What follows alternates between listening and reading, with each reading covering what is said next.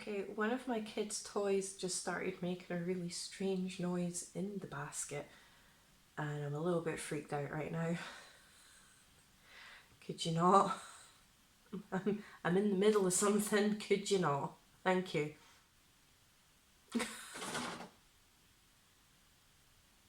What the f is that?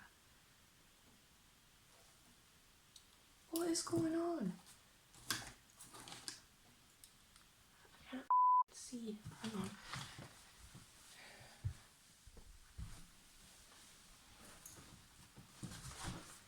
Didn't like that at all. I can't even remember where I got up to in that video. Didn't like that at all. No, didn't like that at all.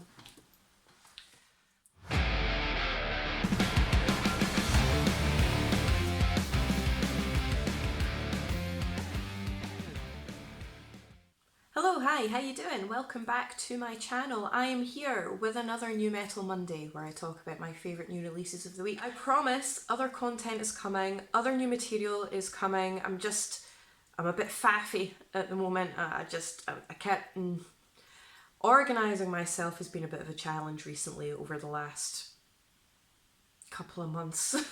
Yes, I promise other content is coming, more material is coming other than my New Metal Mondays. I will be finishing off my 1914 mini-series and I will be moving on to another record, or at least another song, where I talk about the mythology and the history behind the record or song that's in question. Other fun stuff. I'm trying to organise myself to start filming vlogs for when I go to gigs and things like that.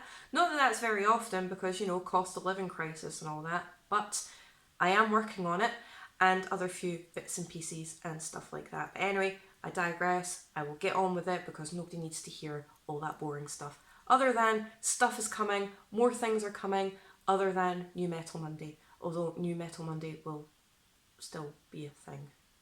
Anyway, I'm just going to bash on with this, okay? I have 4 albums, 1 EP, and I'm just going to jump straight in and give my opinion at the end regarding a subject matter that I've seen do like a tennis match back and forth throughout the metal world since the band kind of released their first album in 2013, but I'll get onto that at the end of the video. Okay, so first up on my list here is an album that absolutely blew up across the metal world, at least on metal Twitter. And again, if you don't follow me on Twitter, why? You should. I'm very, very active on Twitter, and I'll put all of my social media links for both this YouTube channel and my own personal social media in the description box below. But that's Frozen Soul with Glacial Domination. And this is the band's second studio album that was released via Century Media Records. And what an absolute cracker of a record this is. I did write a full review for This Day in Metal, and again I'll put the link for that in the description box below. So if you do want to read a full review of mine, track by track, breaking the whole thing down and being a lot more descriptive than I am in my videos, check it out. Check out the website in general, have a wander, shameless plug, I'm not going to lie, go check out the website, it really helps me and the other content creators. Thank you. But yeah, this is an absolutely incredible album. It's old school death metal with a little bit of thrash in there and a couple of groove elements throughout, and it has a lot of really cool synthy moments in it, and I'm talking proper 80s horror movie kind of synth. Think Stranger Things, John Carpenter kind of synth throughout this record, and it's absolutely fantastic. In fact, 2 of the tracks on the record in particular do actually take inspiration from John Carpenter's The Thing. But again, if you want to hear all about that, check out my full review in the description box below. So yeah, when it comes to like the 80s horror movies, Stranger Things kind of synth moments throughout the record, exactly that. Think Stranger Things but with meaty guitars and some really awesome brutal growls. Now, even though this is an old school death metal album, it is actually quite accessible, and it's got some really catchy moments in it as well. Not only that, but it does have an all-star lineup that contributed on the album, such as John Gallagher of Dying Fetus and Matt Heafy of Trivium. So if you are a fan of the likes of Bolt Thrower or Obituary or Cannibal Corpse, you're definitely going to want to check this album out. Favourite tracks of this record are the title track, Arsenal of War, Death and Glory, Frozen Soul, Assimilator and Atomic Winter, so basically the vast majority of the record. But anyway, just get on it, definitely check it out. I adored this album. It's absolutely incredible. So definitely check it out, please. Please, thank you, please. Okay, so next up on my list we go into a completely different genre. We kind of come away from the death metal, old school kind of vibe here, and we go for something slightly more melodic, something slightly more fun, but also really dark and atmospheric at the same time. And that's Shadows with Out for Blood. And this is the band's very first full-length album that's been released through Sentient Run Laboratories. And this is a heavy, it's kind of like a heavy 80s metal kind of doom kind of style, but really, really catchy rather than like the old school chugging kind of doom, if that makes sense. I don't know if that makes sense. So basically, it's 80s heavy metal with a modern twist that's a little bit doomy, but it's actually really, really catchy, really addictive. It's got some epic guitar work in this. The solos in this record are absolutely phenomenal. And it's got like a really cool, spooky vibe to it. I mean, just check out the album artwork. This is kind of like a Sleepy Hollow kind of Victorian era vibe to it, and I absolutely adore this. And the vocals in this, they're quite clean, but they're quite haunting and spooky and a bit orchestral at the same time. They're not guttural, there's no real growls in this or anything like that. They're not super clean, but they are clean. If you know what I mean by that, I probably make no sense whatsoever. But anyway, this record is really fun, it's really catchy, really spooky, atmospheric, a little bit of orchestral, flying solos. The drums in this are absolutely thunderous and insane. And it's just a really cool, bouncy record, even though it's quite spooky at the same time. So the whole thing, I just made it sound like an oxymoron completely, a complete contradiction, but it works. And if anything, your curiosity should want you to listen to this record. And I don't know what this hand movement's all about, but do it because I'm clearly very excited about it. So their ideas and their concepts are kind of taken from occultism, old style B-movies, old comic strips and things like that. And again, that is reflected in the album artwork here. So the kind of vibe that you get off the album artwork is exactly the kind of vibe that you get from the record, but bouncy and fun. So if you are a fan of the likes of Merciful Fate or Judas Priest or Alice Cooper, these kind of bands, you're definitely going to want to check this out. As a debut album, a very first full length, this is so strong and it's really, really fun. I just cannot express how much I love this record. Go and check it out. It is absolutely fantastic. My favourite tracks of this record are Night Stalker, The Ripper, Sacrifice and Forgotten Rights. Okay, so the next album that I've got on my list, we're going back the way again. We're going towards the more heavier, brutal side of things. And I've got a melodic, blackened death metal band here from Germany. And that's Thulcandra with Hail the Abyss. And this is the band's 5th studio album, released via Napalm Records. Again, I keep saying this about every single album in all of my videos, but I wouldn't recommend them to you guys if I didn't think they were awesome. So yeah, they're all awesome. They're all absolutely awesome in their own way, but definitely check these guys out. If you like your death metal with a blackened edge to it, a teeny tiny bit thrashy in parts, but mostly melodic blackened death metal, definitely check this out. And that album artwork as well is so dark, it's so grim, it's so foreboding, and it's beautiful, and I love stuff like this. So the actual record itself, music-wise, not just the album artwork, is also very dark. It is quite aggressive, yet very accessible as well at the same time.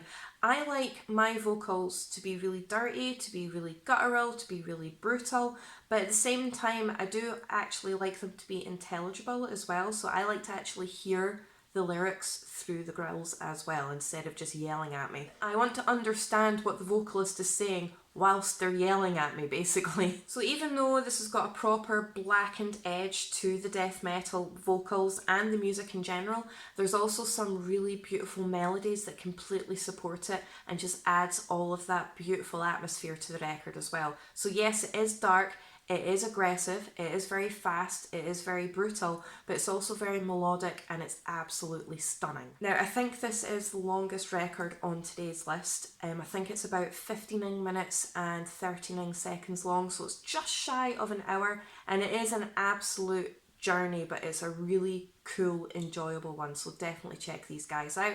If you're a fan of the likes of Dark Throne or Dissection or even Mayhem, you definitely want to check it out. My favourite tracks of this record are the title track, On the Wings of Cosmic Fire, Coronian Cult, which I've probably pronounced incorrectly, but we're just going to go with that. As I Walk Through the Gateway, Blood of Slaves, and The Final Closure. And The Final Closure, which funnily enough is the closing track on the record, apart from 2 live tracks that have been included afterwards, is absolutely incredible. It's such a strong closer and it's gorgeous. Okay, so next up, this is the last album that I've got on my list for this week. I do have an EP coming up, but this last full-length album is one that took me absolutely ages to get my head around. In fact, the bands themselves are a band that took me absolutely ages to get my head around, I'm not gonna lie. And I've been very, very late to this party, but that's Sleep Token with Take Me Back to Eden. And it's the 3rd studio album that's been released via Spinefarm. And to be quite honest with you, I don't really know what subgenre to put them into. Are they alt-rock? Are they post-rock? Are they prog metal? Post-metal? Alt-metal? Hip-hop metal, if that's a thing? Indie metal, if that's a thing? I don't know. I don't know what they are. But they're here. They are here. I don't know what to describe them as. I don't know what to tell you. They're just kind of like a mismatch of everything. Now, they are very mysterious. They don't talk when they're on stage. They wear masks, which seems to be a common theme at the moment. They're cloaked and stuff. Like I said, they don't speak when they're on stage. They're fronted by a mysterious figure called The Vessel. And I believe that they've only ever given 1 interview, and then that's been it. I could be wrong, but I'm pretty sure they've only been ever given like 1 interview. Nobody knows who they really are, and they're there. Everybody kind of knows of them. And like I said, it took me a while to get into this party, and I'm going to be honest with you, I'm not sure if it's a party that I will stay in, at least regularly. They're one of those bands that I appreciate, and it takes me a while to get my head around them, but I have to be in the mood for them. And obviously that doesn't bode well because I'm trying to recommend music to you guys, right? But this album in particular, I really, really enjoyed. I had to put my headphones on. I had like a spare hour to myself. It's not even an hour long, this record, but I had a spare hour to myself, and I'd already tried to spin it a couple of times when I was pottering about, and I figured, do you know what? I'm going to sit down and I'm going to listen to this properly without any distractions, with my headphones on, and just go on this journey and really appreciate it for what it was. And it blew me away. It absolutely blew me away, and I didn't expect it to blow me away as much as it did. You know, again, I don't know what they are. They are metal. There are at least a lot of metal elements in it. There's some really, really heavy moments throughout this record, but there's also kind of like piano jazz and a bit of hip hop in there. And I'm not too keen on the hip hop side of things, I'm going to be honest.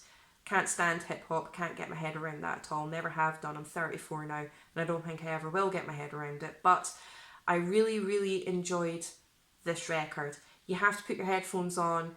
It's one of those records that you have to really listen to because it's really, really layered. There's a lot of elements in it, and it's just magical. It's a magical journey, and you never know where it's going to take you. It twists, it turns, it has a lot of really unexpected moments in it, and it was just really, really enjoyable. Very atmospheric as well, and like I said, very, very layered. Very emotional as well, I'm not going to lie. The track Are You Really Okay got me in the feels. It got me right here, and I cried. I did. I cried. It made me cry. I was very emotional listening to that track. Go into that track and be prepared. That's all I'm saying, because bloody hell. Now, I can't really say if you're a fan of X, you're going to like these guys, because I can't really compare them to anybody else, really. They're kind of a genre, or many genres mashed together of their own. So just listen to them. Just give them a shot. Get your headphones on, listen to this record, and just go on the journey and see what you think. It doesn't matter what walk of life you come from. It doesn't matter what genre of metal that you like. Just give it a bash and see what you think. I really enjoyed it. Once I spent the time with it and really gave it 100% of my attention, I really appreciated it for what it was and really, really enjoyed it. But my favourite tracks of this record are Chokehold, The Summoning, Vor, and Rain. Okay, so the last entry I have on my list, but again, by no means least, is an EP from a band that has divided opinion in the metal world for 10 years now, at least, at absolute minimum. And I would be very interested to hear what other people have to say about this. But the band Ghost released their EP Phantomime recently, and it's got 5 tracks on it that are all covers. It's a cover EP. This band really enjoy their covers. They do enjoy doing a cover or two. They've done a few. And I actually really enjoyed this. So the tracks that Ghost have covered in this EP, in no particular order, are Iron Maiden, Genesis, Tina Turner, The Stranglers, and Television. And all of these tracks in this EP are absolutely fantastic in their own right. But Tobias Forge and his band have really breathed fresh life into these tracks, and they have made them just really, really awesome. Really catchy. They were catchy anyway, but there's another layer of catchiness on top of that. And again, he's just made them fresh, and they're really enjoyable. They're really bouncy, and it is just an epic EP. And the way it's been recorded is definitely for stadiums, much like their last album. And you know, it's got like that 80s stadium rock kind of vibe to it, and that's exactly what this EP is as well. And I really, really enjoyed it. Now, are Ghost metal? Are they not metal? Are they X, Y, and Z? Are they good? Are they bad? This is divided opinion throughout the metal world. And that's the great thing about art in any kind of form. It's completely subjective. You like what you like, you don't like what you don't like. You know, it's simple as that. People that don't like the band, leave the people that do like the band alone. And the people that do like the band, leave the people that don't like the band alone. Okay? You're going to say negative things about bands at some point in your life that you just don't get. It's not really going to impact your life, is it, if somebody else likes it? You know, just leave well enough alone and let people like what they like. Personally speaking, I love Ghost. I think they're absolutely fantastic, and they're one of my favourite bands, and I do consider them to be metal. Yes, there are other elements of music within their material. They do have doom elements from their earlier days. They do have stadium rock. They've got that 80s vibe. I know some people refer to them as rock ABBA or goth ABBA or something like that. I don't know. I've seen various different terms coined for them throughout the years, but either way, I really enjoy it. I consider them to be metal. If you don't consider them to be metal, that's okay. Just everybody leave each other alone and just like what you like, that's all. So that's it for this week's New Metal Monday. I am going to completely contradict myself here because I know I just said just like what you like, don't like what you don't like, and leave each other alone. But I want to hear your opinions. Comment down below to let me know what you think of Ghost and whether you consider them metal or not, and give me your reasons as to why. I'd be really interested to read them. Also let me know what you think of the other records that I've spoken about in this week's video as well. And if you have any other suggestions, pop them in a comment and I'll get them added to my list. If you could like, share, subscribe, I really do appreciate your support. Thank you so much, and I'll see you in my next video.